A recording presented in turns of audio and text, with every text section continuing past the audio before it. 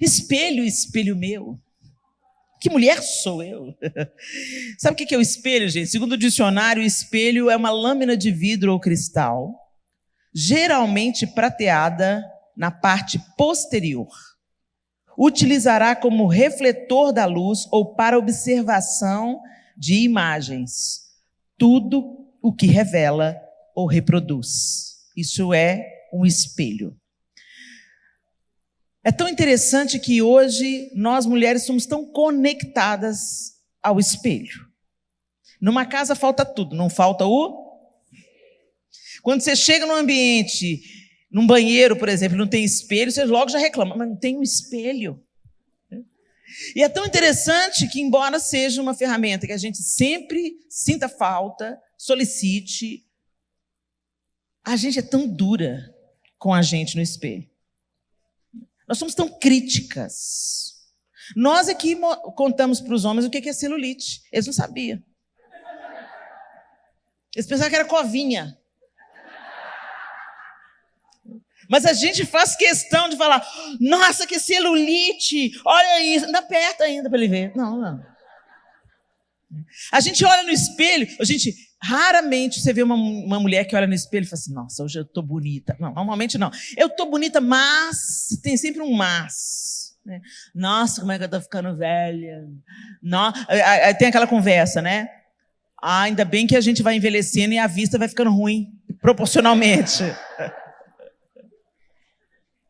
E a gente vive numa sociedade que pressiona muito as mulheres. Gente, quem pressiona as mulheres são as mulheres. Se a gente deixa o cabelo branco, é desmazelo. O homem deixa o cabelo branco, é charme. E é pela nossa boca. Não, fulano tá charmosão, hein, grisalho. Você viu o George Clooney?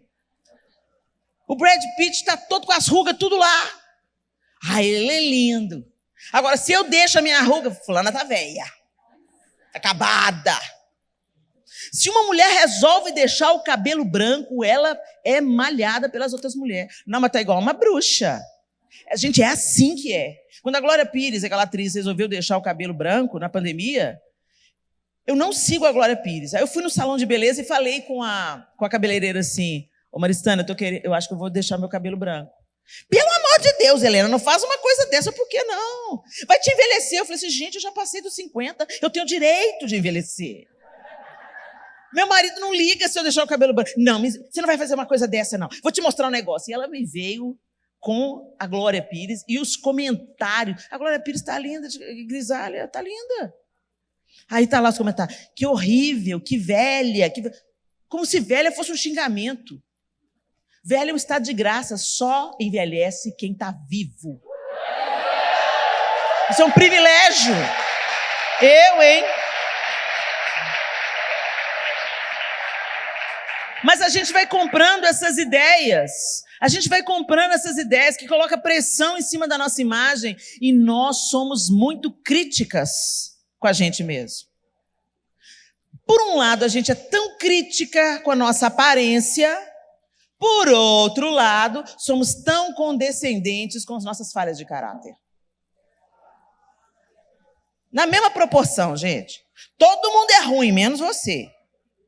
Fulano, misericórdia, o sangue de Jesus tem poder. A gente nunca fala, né? Eu estou com um problema aqui no meu caráter, Jesus está precisando de tratar. Vou buscar ele até ele consertar isso em mim. Raramente a gente fala isso. Normalmente, quando tem um BO, a gente sempre responsabiliza outro. É fulano, mas é fulana que fez isso, não é? E sempre tem uma mulher metida no BO. Aí, quando eu estava preparando esse tema e fui olhar o espelho, eu me lembrei de uma história. Abra sua Bíblia comigo em Êxodo, capítulo 34.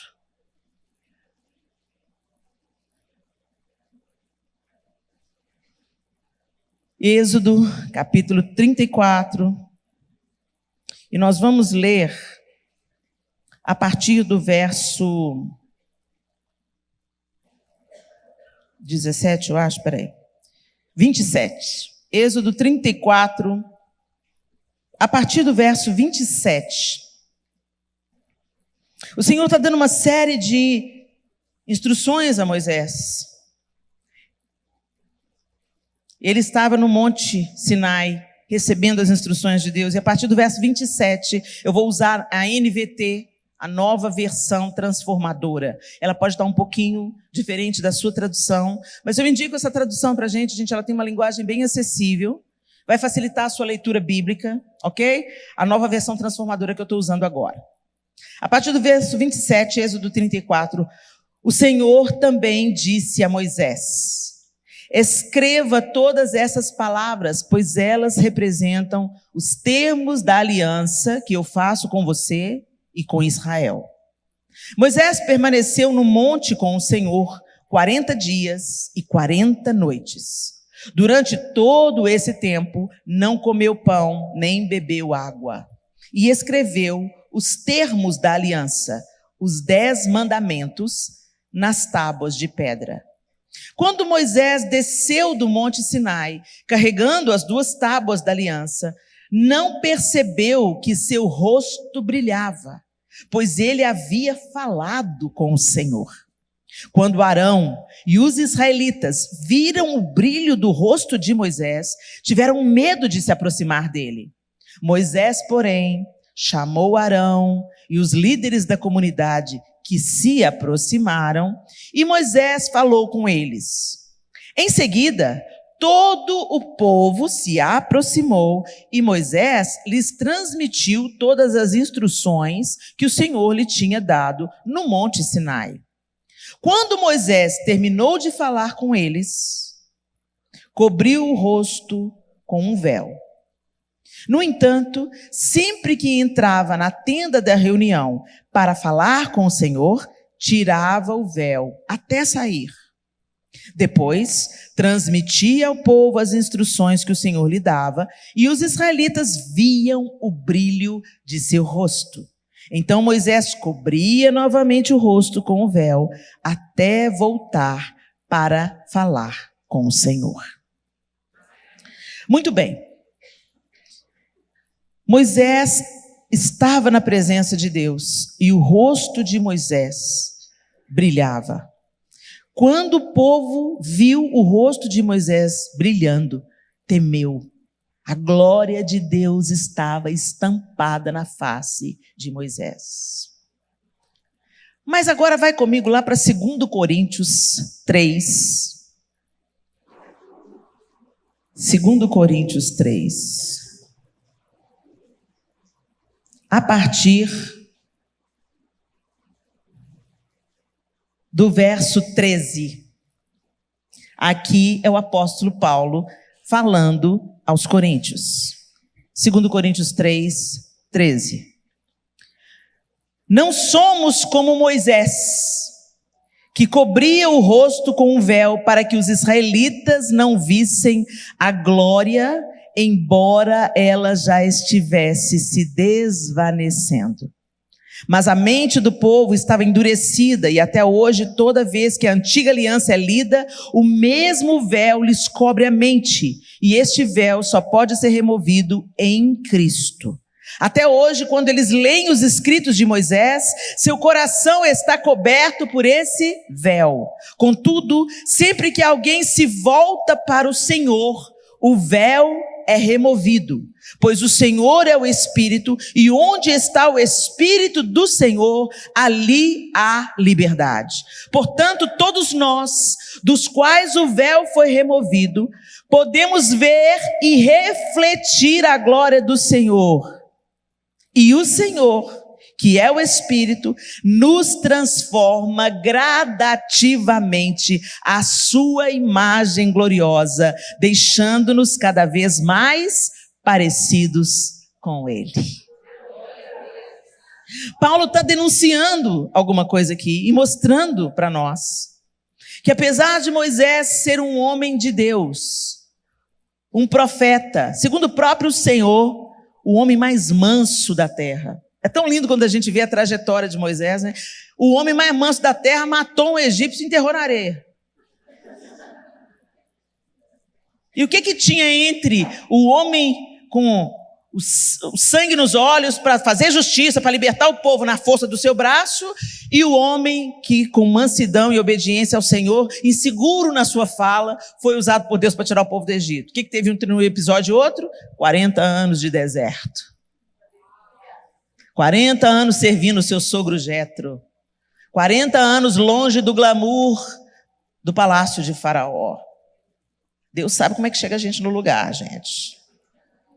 Mas apesar de Moisés ser esse homem acima da média, um homem escolhido por Deus, um homem poderosamente usado por Deus, em feitos, em palavras, ele era homem. E aí algumas pessoas pensam que Moisés mantinha o véu no rosto, e aqui o apóstolo Paulo está fazendo um paralelo do véu com a lei, né? O que impedia aquele povo de conhecer Jesus Cristo e entrar na nova aliança que Deus estava fazendo através de Cristo? A rigidez da lei, a mentalidade da lei, o véu. Até hoje eles têm um véu, e nessa guerra que está tendo em Israel, a gente está orando: Senhor, aproveita essa oportunidade, Senhor, de luto, de dor extrema, de injustiça, e tira o véu. Revela-te, Jesus. Revela-te a esse povo, Jesus. E o apóstolo Paulo está dizendo aqui, mas ele está denunciando também uma falha de Moisés.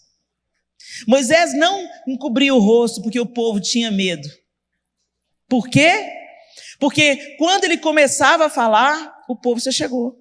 Arão se achegou, os líderes se achegaram e o povo se achegou. Não foi isso que a gente leu em Êxodo?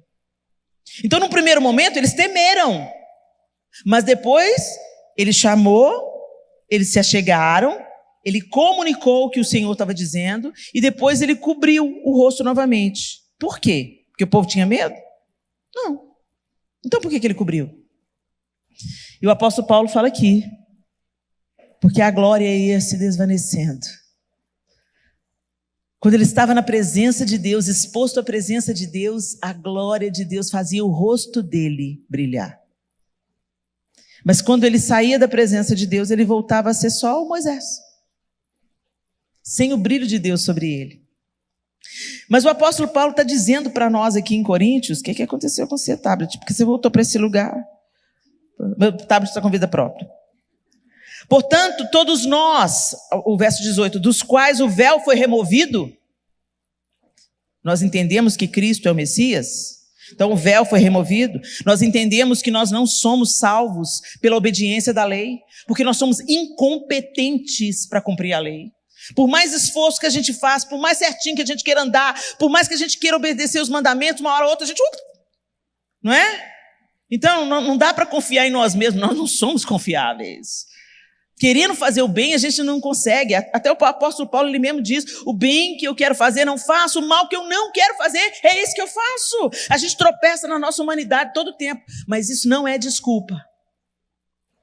Porque nós fomos marcadas com o Espírito Santo, seladas com o Espírito.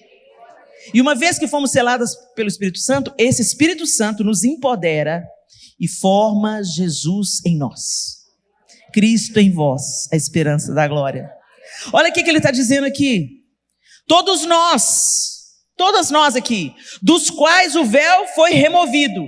A gente entendeu que a gente não consegue cumprir a lei, que somos salvos não pelo nosso mérito, não pelo nosso bom procedimento, não pelas nossas obras. Tem um tanto de gente boazinha que vai para o inferno, gente. É um fato triste, mas porque é o homem confiando nas suas próprias boas obras. Mesmo com as nossas boas obras, nós não somos justos. Nosso julgamento não é pleno, nós não conhecemos toda a verdade. Às vezes você já deve ter vivido isso, às vezes você defendeu uma coisa com unhas e dentes, depois a verdade se revelou, nossa, como é que eu defendi isso? A gente vê parcial, por isso que o Senhor fala que nós não temos competência para julgar, porque Ele conhece a história toda. A gente pode julgar no que se refere a discernir o que é bom e o que é mal. Mas para você falar, fulano vai para o inferno, você não sabe. A gente não tem poder de pôr ninguém no inferno, nem no céu. Tem gente que você fala, fulano vai para o céu direto, sem passar no purgatório. Brincadeirinha, gente, nós não cremos no purgatório não, tá? Não tem outra segunda chance. Então aceita Jesus agora, viva para Jesus agora, porque não tem o estado intermediário, não. Não é nisso que nós cremos, não é isso que a Bíblia fala. Ok? A Bíblia fala que ao homem cabe morrer apenas uma vez. Então nós precisamos de nos reconciliar com Deus nessa vida. Agora é a oportunidade. Enquanto há fôlego de vida, aquele que invocar o Senhor será salvo. E reconhecendo que nós não temos capacidade em nós mesmos para fazer a bondade. Sabe esse lampejo de bondade que tem em você? É a bondade e misericórdia de Deus. É o Espírito Santo que paira sobre a terra. É a graça comum que atinge aqueles que creem e atinge aqueles que ainda não creem. É a misericórdia e a bondade de Deus. E é tudo sobre Ele. Então, como nós não tínhamos competência para nos achegar a Deus pelos nossos próprios esforços, Ele amou o mundo de tal maneira que deu o seu Filho unigênito, para que todo aquele que nele crê não pereça, mas tenha a vida eterna. Jesus, então, veio para pagar o escrito de dívida que era contra nós, para em um amor sacrificial, num sacrifício puro, perfeito, ser imolado, ser crucificado, para a remissão, para cobrir os nossos pecados. E aquele que entende esse caminho e entra por ele, é salvo. Então você pode salvar a si mesmo? Mas ser salvo de quê, Helena? Gente, eu tô batendo nessa tecla porque o óbvio está precisando ser dito. A gente está vivendo um tempo tão doido que a gente está precisando de falar o óbvio. Nós somos salvos de nós mesmos. Nós somos salvos do nosso estado de queda, no qual a gente já nasceu nele. Eu nasci na iniquidade, em pecado me concebeu minha mãe. Isso não, o salmista não está falando da relação sexual. O salmista está, porque Deus que criou o sexo. Deus é que determinou que os bebês fossem nascer através dessa união entre um homem e uma mulher.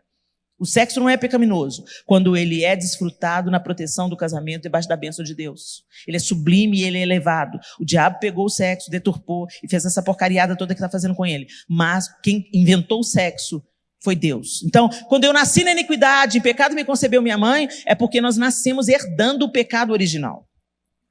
Veio no DNA. Por isso nós precisamos de salvação, porque a gente já nasceu condenado. A gente já nasceu condenado. A gente não Gente, e é tão evidente isso que você vê uma criancinha pequenininha, ela sabe como é que faz uma birra. Ninguém ensinou. Né? O pagão. Por que a roupinha chama pagãozinho? De onde será que vem esse nome, né, gente? O pagãozinho. Filho de crente. Eu nasci num berço evangélico. Que bom que o berço é evangélico, né? Porque você não era.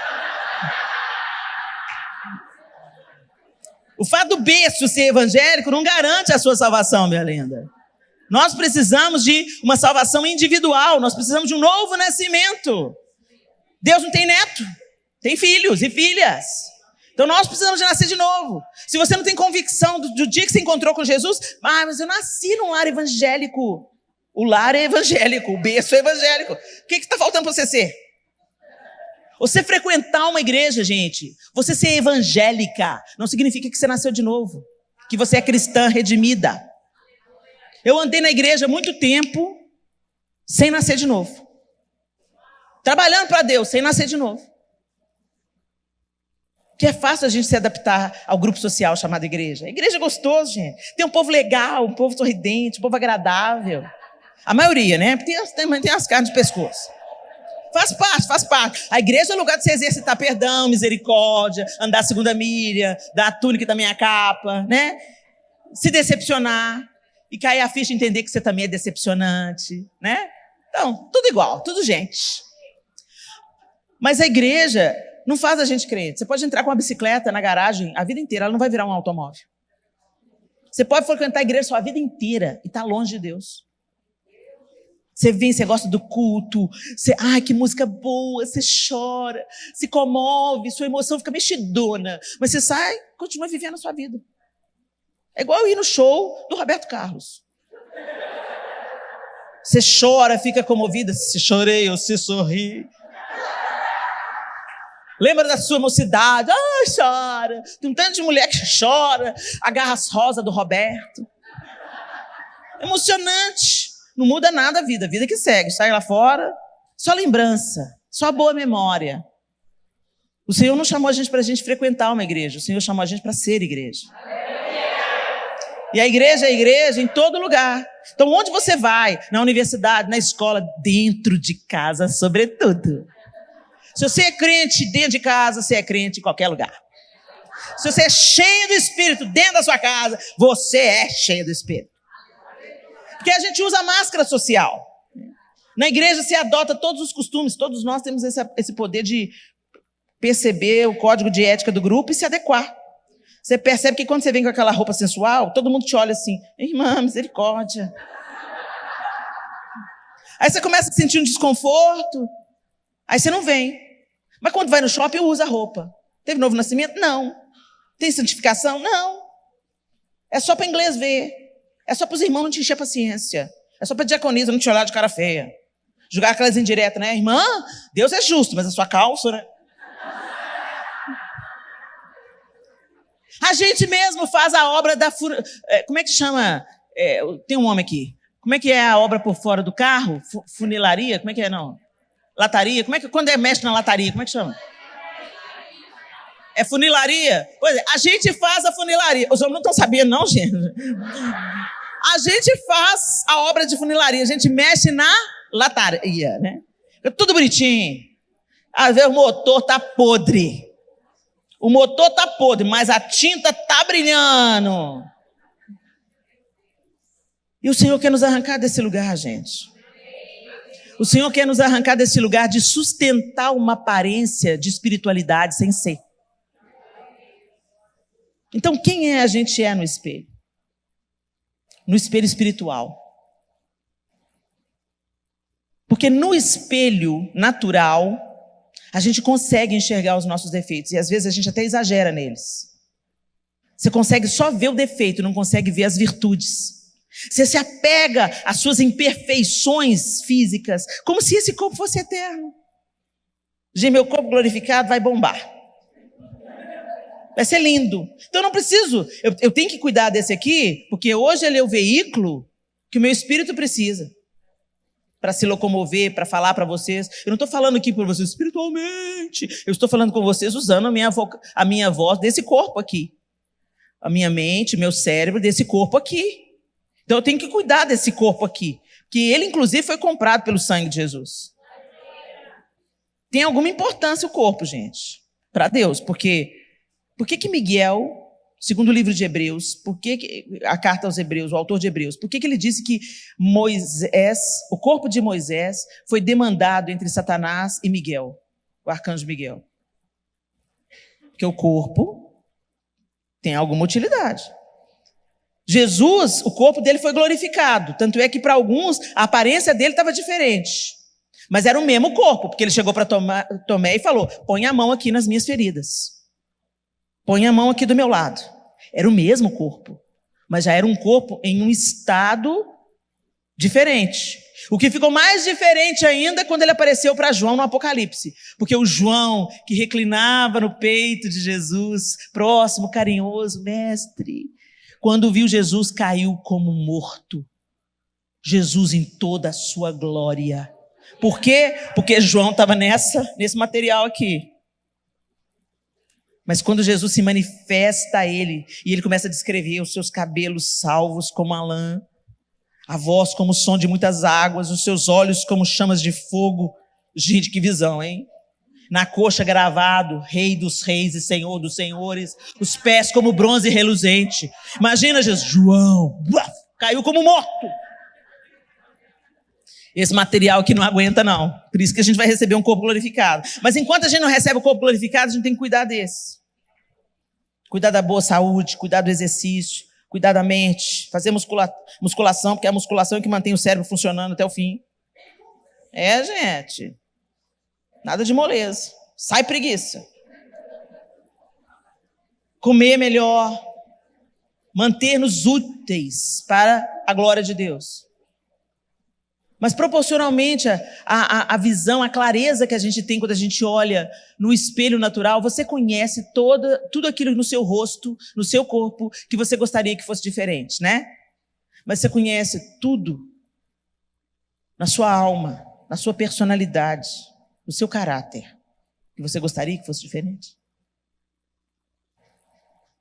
Será que a gente tem essa percepção da nossa dependência de Deus? Será que a gente tem a exata percepção de que sem Ele nós nada podemos fazer? A gente não tem não, gente. Mais uma vez, é mais fácil a gente se conectar com aquilo que é aparente do que com aquilo que é eterno.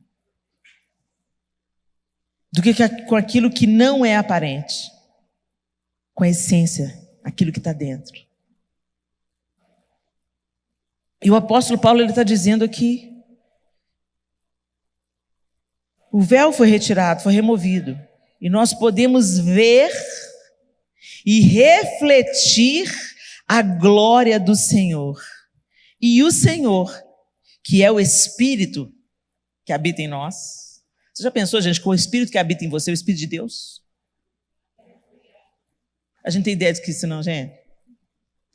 O Espírito que habita em você, com o qual você foi selado para o dia da redenção, é o mesmo Espírito que ressuscitou Jesus dos mortos.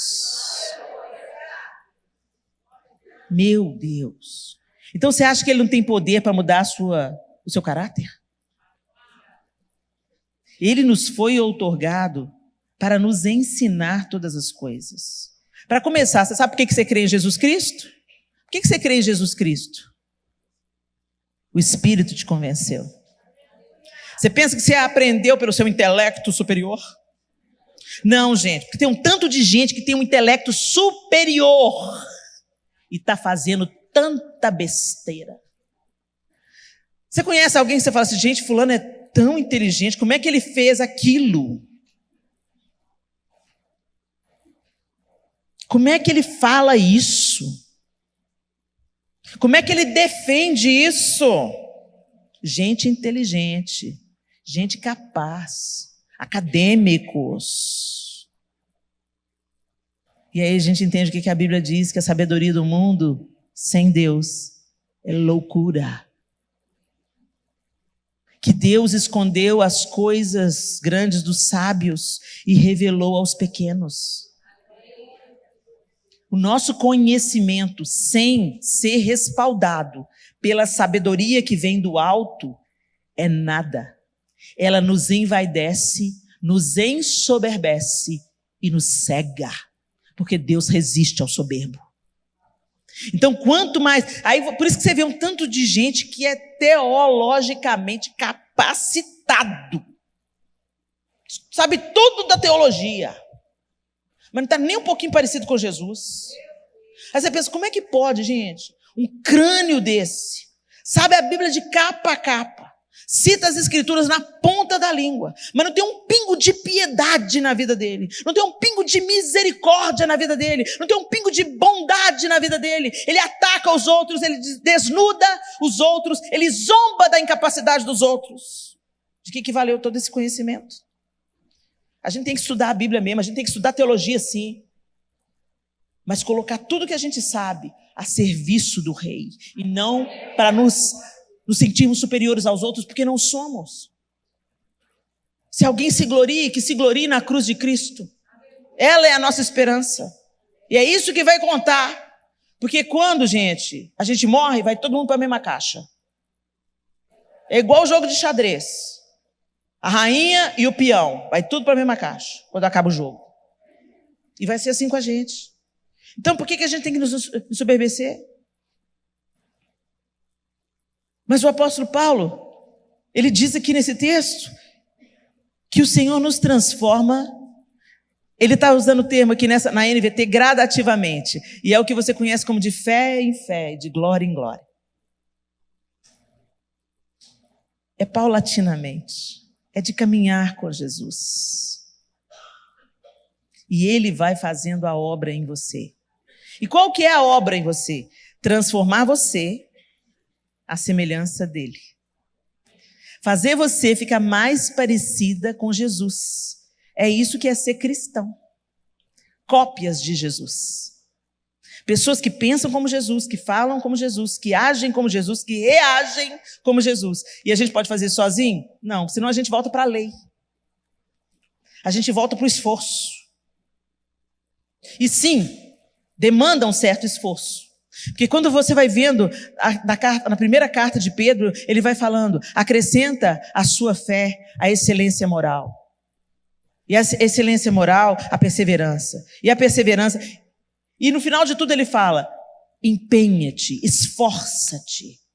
Então tem um empenho da nossa parte? Tem. Tem um esforço da nossa parte? Tem. E qual é esse esforço? Ser intencional na sua busca. Ser intencional para expor a sua vida à luz de Cristo. Ser intencional na leitura da palavra.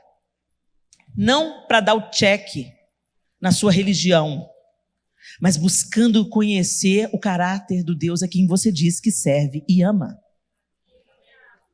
Como é que a gente conhece Deus, gente? Pelas Escrituras. Por isso que o meu povo perece, porque falta conhecimento. Só entrar na igreja e assistir as palavras de domingo não faz você ter um relacionamento com Deus. Jesus, na morte de Jesus, o véu do templo se rasgou de alto a baixo. Um novo e vivo caminho foi aberto.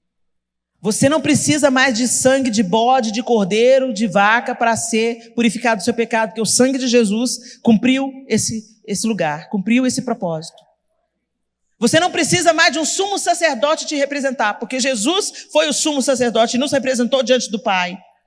E como Ele nos representa diante do Pai, Ele está sentado à direita de Deus Pai, e o Espírito Santo intercede por nós com gemidos inexprimíveis, nós confiadamente podemos nos achegar a Ele todos os dias, para aprender dEle, para conhecê-lo, para receber dEle, como era no jardim, antes da queda. Mas a gente chega, gente.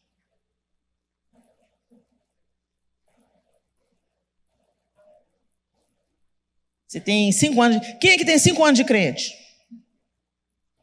3, 4, 2, 1. Quem tem mais de 5 anos de crente? Oh, aleluia! Então você já leu a Bíblia pelo menos 5 vezes.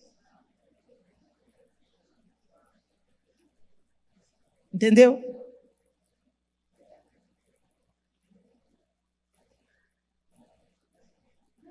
Quando eu conheci o João, eu queria conversar com ele todo dia. Encontramos na casa de uma professora. Eu achei o menino bonito. Eu falei, quem é ele? Ah, é o João, nosso amigo. Mora no nosso bairro. Ele já tinha estudado na mesma escola que eu, mas eu não o conhecia. Eu só tinha ouvido falar dele. Eu só conhecia de ouvir falar.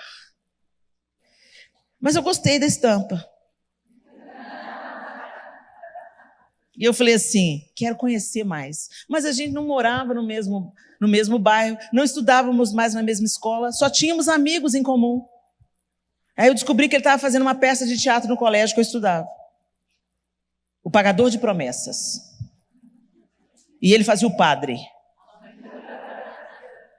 Aí eu fui na professora de arte e falou assim, Miriam, tem uma vaga para o teatro? Não, Helena, já está tudo completo. O elenco já está todo completo. Arruma um papel para mim, Miriam. Eu e a minha melhor amiga, a Denise. Arruma um papel para a gente. Ela olhou, para que vocês estão querendo um papel na peça? Ah, Miriam, a gente quer fazer o teatro, por favor. Não tem papel. A gente leu a peça, a gente viu que tem uma beata.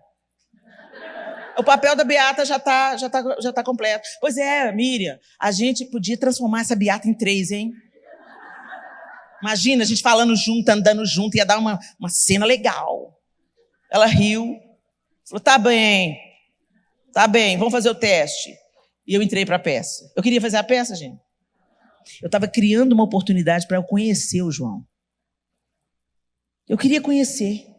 Eu queria conversar com ele. Eu queria saber como é que ele pensa, como é que era a família dele, como é que ele foi criado, naquilo que ele acreditava, porque eu era crente. Meia boca, mas era. Como eu disse para vocês, gente, eu fiquei um tempão na igreja pensando que eu era crente. Eu não era convertida, eu era convencida. Mas eu temia o Senhor. Eu tinha temor de Deus. Eu só precisava deixar ele tomar o controle, tomar o volante na mão, né? Porque eu pus ele no banco de trás e falei, Jesus, e aí? O Senhor me abençoa para esse caminho aqui? Vem comigo. Muito crente vive assim, né? Deus é um acessório que quer para te abençoar. A gente customiza Deus, a gente esquece que quem comanda é Ele. E aí, eu empreendi tudo para conhecer o João. E quando a gente conversava, a gente podia conversar durante horas, eu não cansava. E aí a gente começou a se falar pelo telefone. A ponto da minha mãe falasse: desliga esse telefone, Leninha. Quando a gente já estava namorando, aí a gente fala: desliga você. Ah, não, desliga você. Tá bom, a gente vai contar de 1 até 3 e a gente vai desligar, tá bom? 1, 2, 3.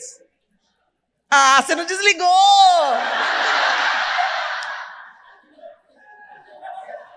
Pois é, gente, é essa relação que Deus quer ter com a gente.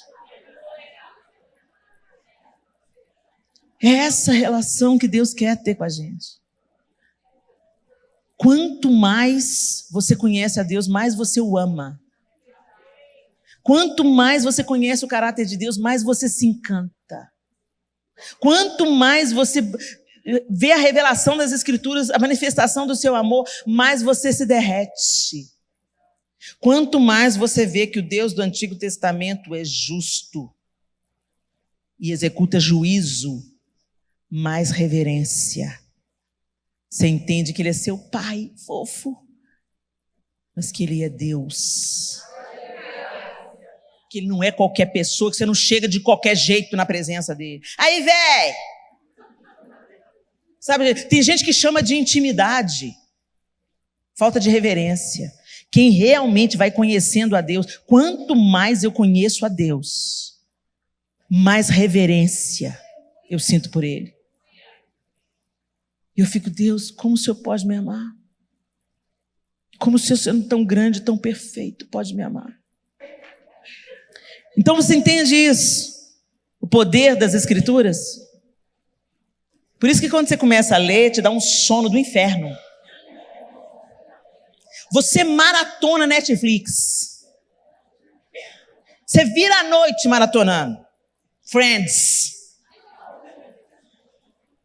Mas na hora de ler a Bíblia, ai, minha vista está embaralhada. Eu não consigo entender, não estou entendendo. Primeira coisa, compra uma tradução boa. Segunda coisa, fala: Espírito de Deus, essa é a tua palavra, Deus. O Senhor escreveu através dos homens. Abre o meu entendimento para que eu aprenda. Espírito de Deus, Jesus disse que o Senhor me ensinaria todas as coisas. Me ensina as Escrituras Sagradas. Revela-te a mim através da tua palavra. A vida de oração. Relacionamento é uma troca. Um fala, o outro fala. Um fala, o outro... É um diálogo. Não tem relacionamento sem diálogo. A parte que Deus fala é a Bíblia.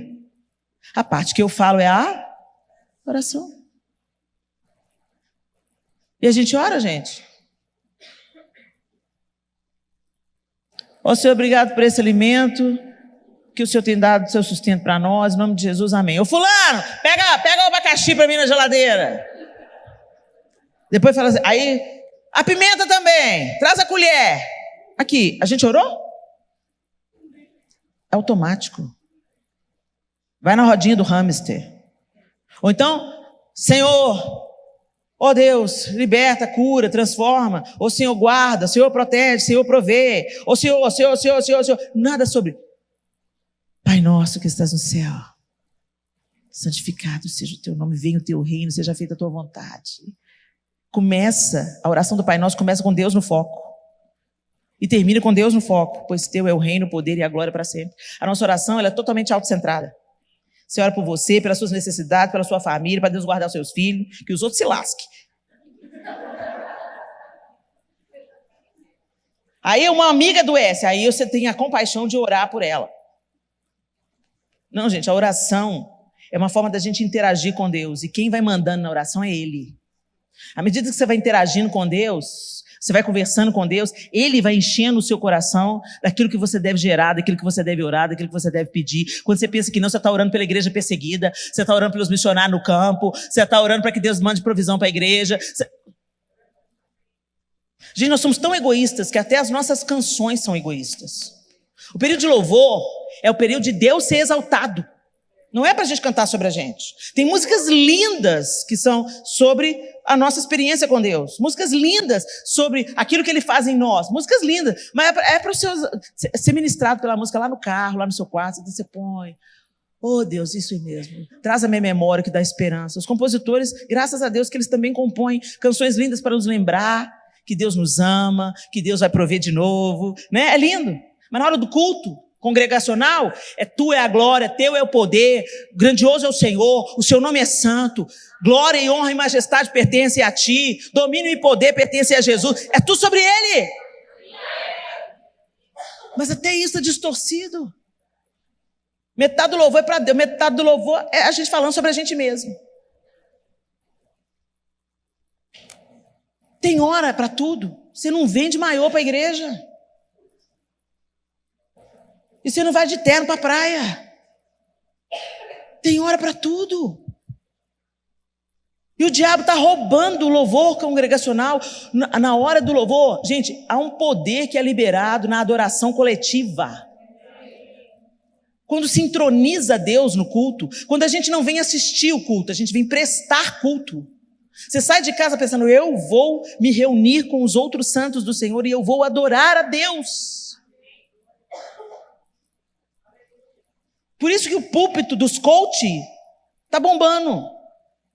Que fala, você é capaz, você transforma você mesmo, você é o protagonista da sua história. Não, gente, o coach é uma bênção. Quando ele está trabalhando junto com você, para você ter ferramentas na sua profissão, no seu trabalho, na maneira de você atuar, para você interagir com aquilo que você é vocacionado para fazer.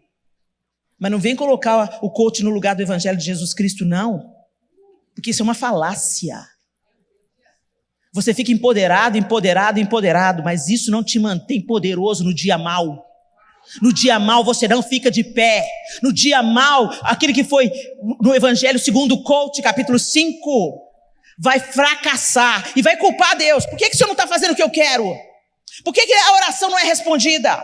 Porque Ele é Deus e Ele não é obrigado a te dizer sim para tudo, não. O amor de Deus também diz não. O amor de Deus diz, você não vai ter isso, isso vai te matar. Eu me lembro quando um filho meu, o Arthur, estava com 3 anos e ele queria a faca porque a irmã de 8 anos tinha a faca. Eu quero a faca. Não, Arthur, você não pode ter a faca. Eu quero! E ele fez a maior birra. E eu falei, Deus, eu estou aguentando esse menino, eu estou querendo proteger a vida dele e ele está querendo a faca. E Deus falou comigo assim, você é igualzinho. Eu não te dou coisas que você não tem capacidade de manejar. Eu não te dou oportunidades que vão envaidecer o seu coração. E eu estou te protegendo de você mesmo. E você acha que eu amo mais a fulana do que eu te amo. A gente precisa de conhecer a paternidade de Deus na sua totalidade, gente. A gente quer o colo de papai. E Ele tem. A gente quer o mimo de papai. E Ele tem. A gente quer consolo do pai. E Ele tem. Um amor absurdo que a gente nunca vai conseguir medir. Ele tem. Mas Ele também tem vara. A Bíblia diz que Ele corrige o filho a quem Ele ama e açoita a todo aquele que Ele quer bem. Eu prefiro apanhar do meu pai amoroso do que apanhar do diabo. Deus dá limite para os seus filhos. Deus corrige os seus filhos. Deus disciplina os seus filhos. Deus não entrega os seus filhos a si próprios. Quando você estiver pecando e estiver feliz e confortável com o seu pecado, o Senhor tirou a mão. Você está por si só. Eu prefiro que o Senhor me corrija. Eu prefiro que o Senhor ponha um freio em mim. Não, Helena, volta aqui, Helena. Não, Helena, mas me mantenha do lado dele. Tem uma cultura no pastorado lá naquela região de Israel que os antigos pastores praticavam. Quando uma ovelha sucessivamente se apartava do rebanho, aquela ovelha fujona, ela sempre fugia. E o pastor larga e vai buscar a ovelha perdida, Quando ela fazia isso muitas vezes, eles tinham uma prática. Quebra a pata da ovelha. E isso dói mais no pastor do que na ovelha.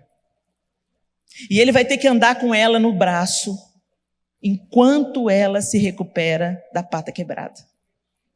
Mas quando ela sarar, nunca mais ela se aparta. Ela se acostuma com o cheiro dele, ela se acostuma com o colo dele, ela não quer se apartar. E muitas vezes, minhas amadas, Deus precisa quebrar nossas pernas para a gente entender que Ele é o Criador, nós somos criatura, que Ele é o Pai, nós somos filhas, que Ele tem todo o poder e autoridade e nós somos tão imperfeitas e limitadas. E que através dessa revelação da paternidade amorosa de Deus, Ele vá ajustando o nosso caráter. A pessoa de Cristo vai sendo moldada em nós. E você vai entendendo que não é nada sobre o seu umbigo. Deus trabalha conosco individualmente, mas nunca é sobre só a gente. Nunca atinge só a gente. É lindo. Deus é igual um tapeceiro mesmo, Ele vai tecendo, e às vezes você está olhando o negócio do avesso, você não está entendendo a beleza do bordado. Mas como dizem em Minas, não dá ponto sem nó. Ele está construindo. E isso toca a minha vida, e toca a sua vida, e toca a vida de quem vive comigo dentro de casa, e Ele vai trabalhando em mim, e Ele vai trabalhando no outro, e Ele é especialista para fazer essas conexões. Mas nós precisamos de entrar nessa consciência de contemplarmos o Senhor. O apóstolo Paulo diz também que hoje nós o vimos como que por um espelho. Só que esse espelho que o apóstolo Paulo fala não é apenas o espelho que a gente vê hoje. Hoje, como eu descrevi aqui, a imagem do espelho hoje é nítida, né? Você vê perfeitamente quem você é. Mas na época do apóstolo Paulo, era um metal polido.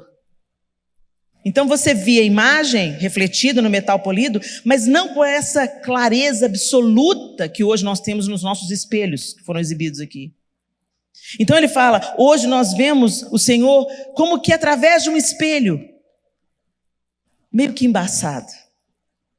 Mas vai chegar aquele dia onde nós o veremos plenamente e seremos conhecidos e conheceremos como Ele conhece. Nós seremos como Ele é. Mas até chegar esse dia, gente, onde seremos plenamente como Ele é, há um trabalhar do Espírito. Ele quer aperfeiçoar quem nós somos. Que nós estejamos diante dEle, sem reservas, deixando Ele expor as nossas dificuldades.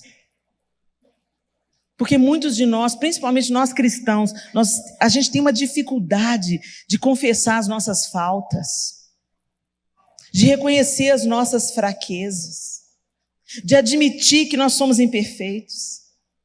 Principalmente se você atua na liderança. Por que tem tantos líderes sobrecarregados? Porque as pessoas esquecem que o líder é gente. E elas colocam uma expectativa no líder, como se ele fosse o suprassumo. E alguns líderes gostam desse lugar e nutrem esse lugar, mas não dá para sustentar, gente, porque Deus é um só.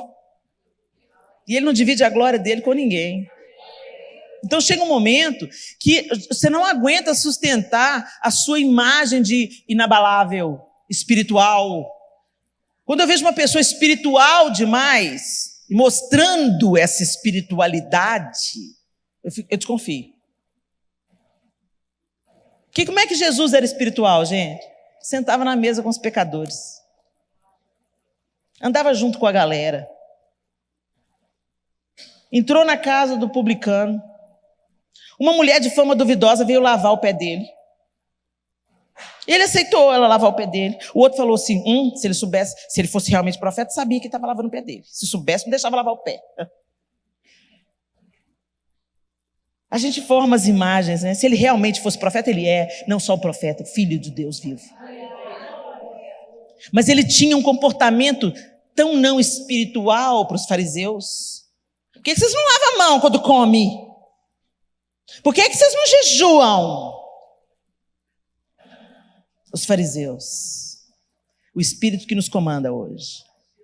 A gente parece santo, né? Põe a saia mais compridinha, não usa decote, põe uma bibliona debaixo do braço. O estereótipo do crente. A paz do Senhor. Eu saúdo a igreja. Mas dentro de casa...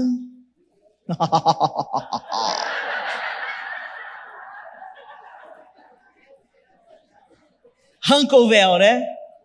Aí você vê que não é aquele brilho todo que estava aparecendo, não. A quem a gente está enganando, gente?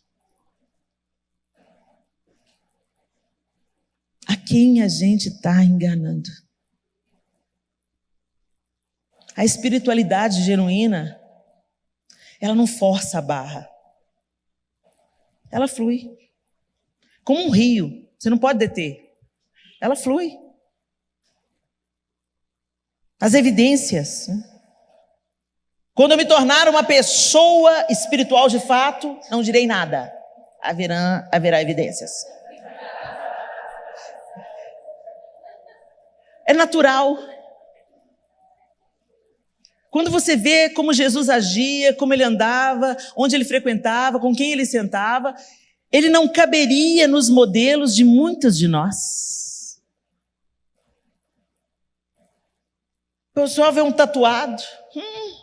Tatuagem. Às vezes o cara com a tatuagem é mais santo do que você que tem a língua grande.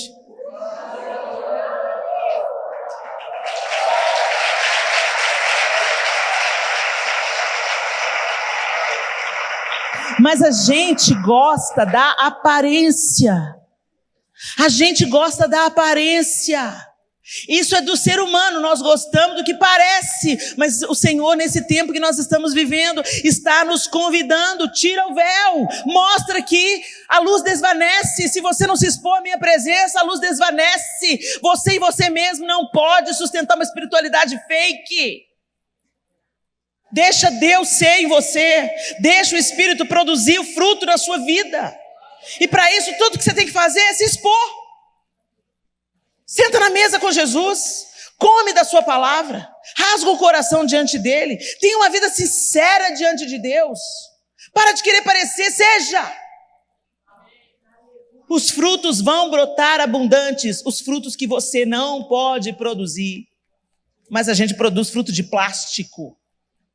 Parece que é. Você vê uma mexerica nos Estados Unidos, mentira? Um limão siciliano, você jura que é. Mas assim que você pega, você vê que não é. Porque é leve. Não tem substância. Não tem perfume. Mas eles são excelentes em produzir frutos de plástico.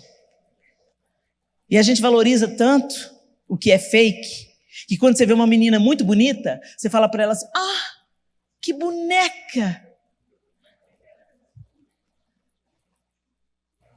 Ai, que flor linda. É de verdade? Pensei que fosse mentira.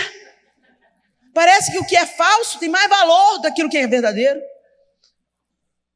A gente atribui qualidade, parece uma boneca. Não parece uma boneca, não. A boneca foi criada, inspirada numa menina bonita, que Deus criou. A gente inverteu as polaridades, então a gente valoriza a imagem. Por isso que a gente faz botox, preenchimento, estímulo de colágeno. Não tem nada errado com isso. Por isso que a gente tinge o cabelo, para não parecer que a gente tem a idade que a gente tem. Não tem nada errado com isso. Mas a gente tem que ser espiritualmente muito mais do que a nossa aparência. Na espiritualidade não vale ter aparência de justiça, gente. Na espiritualidade não vale parecer santo. O Senhor está nos convidando para sair desse lugar de aparência. Ele chama isso de hipocrisia. Parece, mas não é. É isso que o Senhor está dizendo quando Ele fala que sonda o coração. As meninas que gostam de saia curta, né, falam assim, não, Deus não está interessado na minha aparência. Ele vê o coração. Não, querido. Não torce o texto para transformar em pretexto. Quando Deus fala, no contexto que Ele está falando, para Eliabe, o irmão de Davi, Eliabe entrou, Samuel olhou para ele e falou assim, eis aí o ungido do Senhor. tem porte de rei, tem altura de rei, tem caminhada de rei. E diz, não, Samuel, não. Não, Samuel, não atente para a aparência, porque eu olho o coração. E eu tenho rejeitado o coração de Eliabe. Ele tinha tudo para ser rei, mas não tinha o principal, essência. Davi, um contraponto. Foi nem lembrado, nem considerado. Tem mais nenhum, não? Tem! O menino que cuida das ovelhas. Chama lá Davi. Aí chega Davi, eu imagino Davi todo descabelado, suado, com aquele cheiro de ovelha, com aquele olho regalado, ruivo, de gentil aspecto, inofensivo. Oi, pai. Aí Deus fala assim, olha ele aí, ó. Eu fico imaginando Samuel. Sério, Senhor? Sério? É esse aí que vai destronar Saul? O grandão, bonitão, poderoso? É esse aí mesmo. Um homem segundo o meu coração.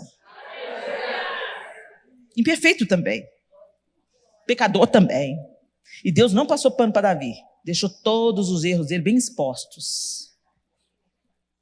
Para que a gente saiba que a qualidade principal de Davi não era a perfeição, mas era a capacidade de reconhecer os seus erros.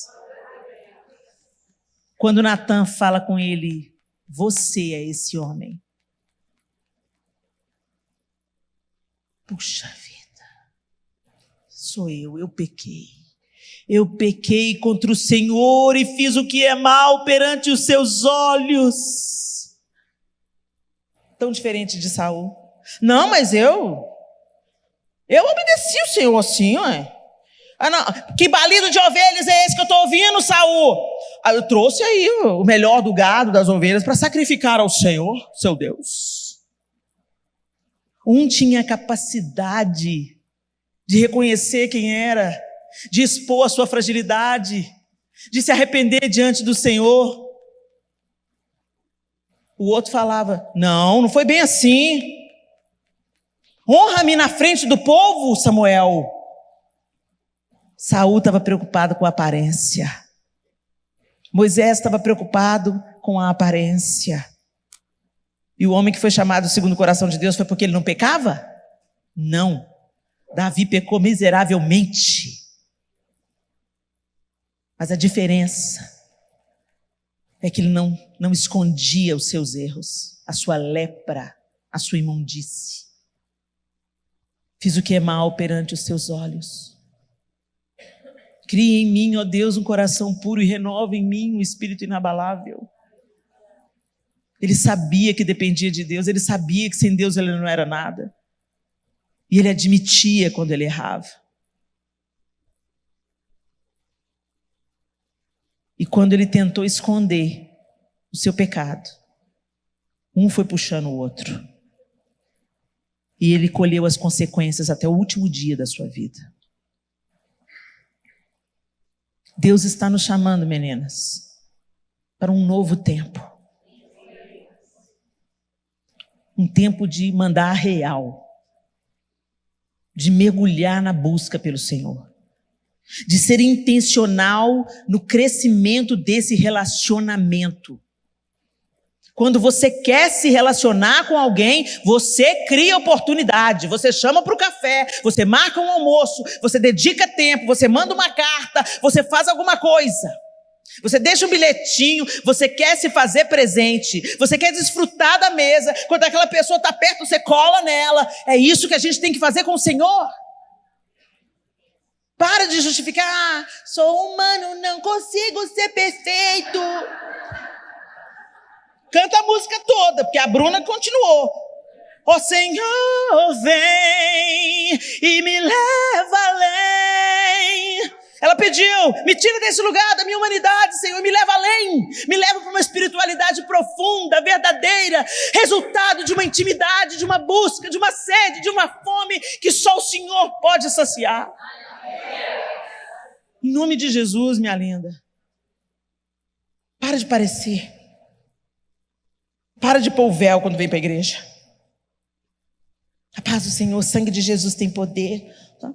Que a nossa espiritualidade não seja da boca para fora. Que a nossa espiritualidade, ela se manifeste na maneira como a gente interage com o pobre, com a viúva, com o necessitado. Sem postar no Instagram. Porque também tem essa parte, né? Olha o que eu estou fazendo para Jesus, ó.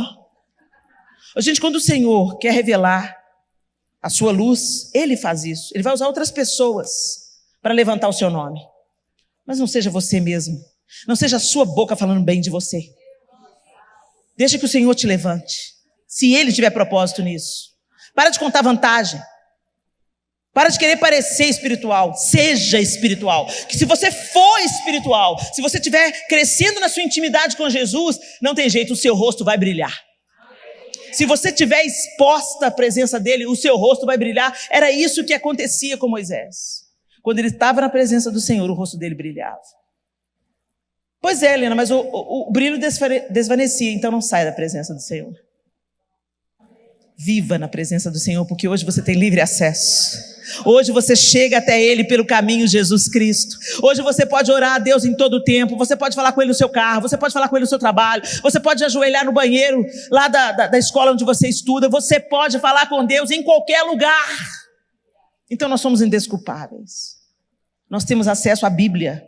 Tantas nações não têm. A Bíblia já é proibida em tantos lugares do mundo. Você tem a Bíblia na sua mão.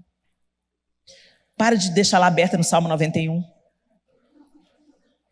Um amuleto gospel. Leia o Salmo 91. Tenha ele dentro de você. Aquele que habita no esconderijo do Altíssimo, a sombra do Senhor onipotente descansará. Tenha ele dentro de você. Tenha a palavra dentro de você. Para de fazer da Bíblia o patuá gospel. A Bíblia nos transforma quando ela entra pelos nossos olhos, cai no nosso coração e transforma o nosso caráter. Não adianta você andar com a Bíblia debaixo do braço, bater no endemoniado com a Bíblia, pôr a Bíblia no Salmo 91. A Bíblia é eficaz quando ela entra na nossa vida, confronta o nosso pecado, muda o nosso caráter e começa a produzir fruto na nossa vida. Que em nome de Jesus, minhas irmãs, o Senhor seja formado em nós, pelo poder do Espírito Santo, e a nossa intencional e constante exposição cria um ambiente para o Espírito Santo trabalhar em você. Prepara o ambiente. Sente-se à mesa do Pai. Se alimente dele. Feche os seus olhos.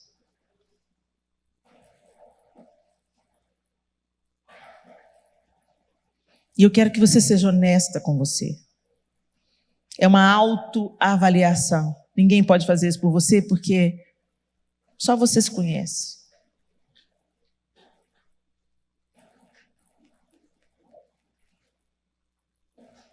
E eu quero te fazer 3 perguntas que você não vai responder para mim. Quem sou eu? Eu também estou no caminho igual vocês estão. Nós estamos todo mundo no mesmo barco.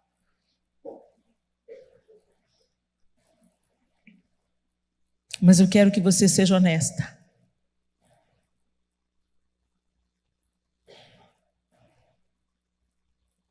Jesus abriu um caminho para você se relacionar com Deus. Sem intermediários. Somente Ele como intermediário. Como é que está esse relacionamento? Essa é a primeira pergunta. Você tem um relacionamento com Deus? Você escuta a voz dele? Você discerne a voz dele?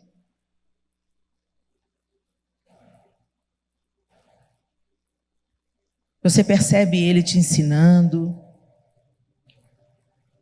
te confrontando, te conduzindo ao arrependimento? Você fala e ouve? Você fala através da oração e ouve através das Escrituras? Essa é a primeira pergunta. A segunda pergunta é: Você é na igreja o que você é em casa. Você serve na sua casa com a mesma alegria que você serve na igreja? Você lava o banheiro com a mesma consciência de serviço que você dirige louvor?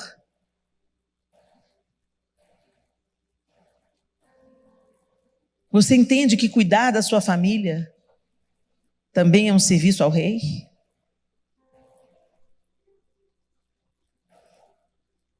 Ou você é uma pessoa na igreja, serva, dedicada, aplicada, feliz, compassiva, e em casa você é ríspida, grossa, preguiçosa, reclamona? Essa é a segunda pergunta. A terceira pergunta é: o que você pode mudar hoje, a partir de hoje, para que o Espírito Santo produza frutos em você? Como você pode criar esse ambiente para que o Espírito Santo forme Jesus em você? De um jeito prático. O que você vai fazer depois desse congresso? Esse vai ser só mais um congresso? Ou ele vai fazer um efeito transformador na sua vida? E vai inaugurar um novo tempo de intimidade com Deus? Porque é através dessa intimidade que uma verdadeira espiritualidade é formada. Uma vida que frutifica. Uma vida que revela a face amorosa de Cristo nos lugares mais escuros. Uma vida que não parece, que é.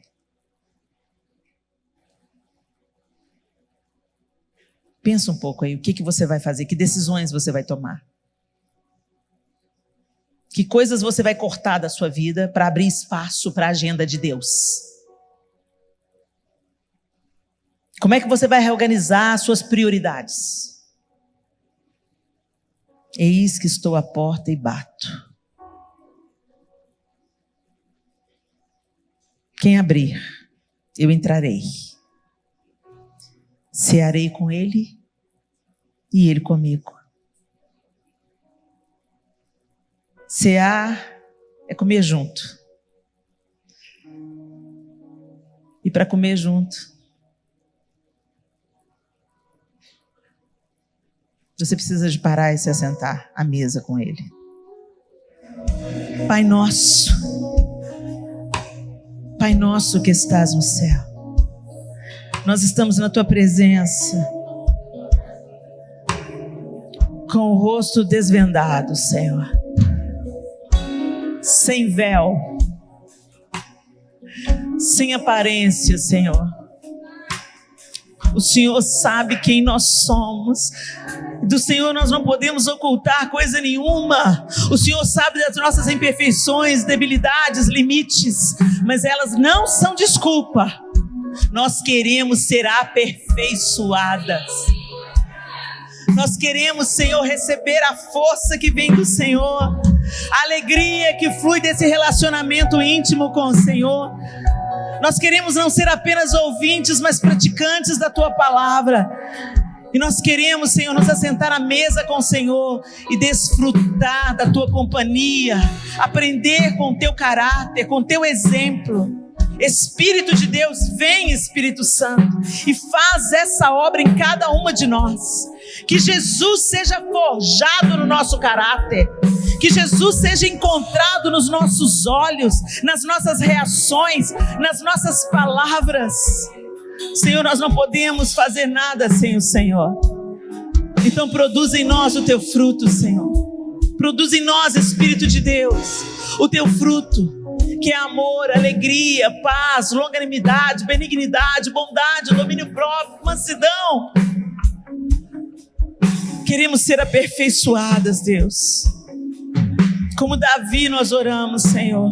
Nos arrependemos dos nossos pecados, denunciamos a nossa debilidade, nossos fracassos e nos abrimos para sermos aperfeiçoadas, de fé em fé, de glória em glória, até aquele grande dia onde nós te veremos face a face e seremos finalmente como o Senhor é, como o Senhor é.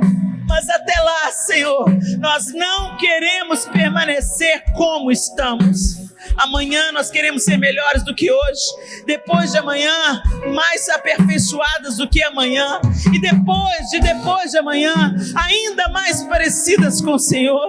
Jesus, faz essa obra em nós.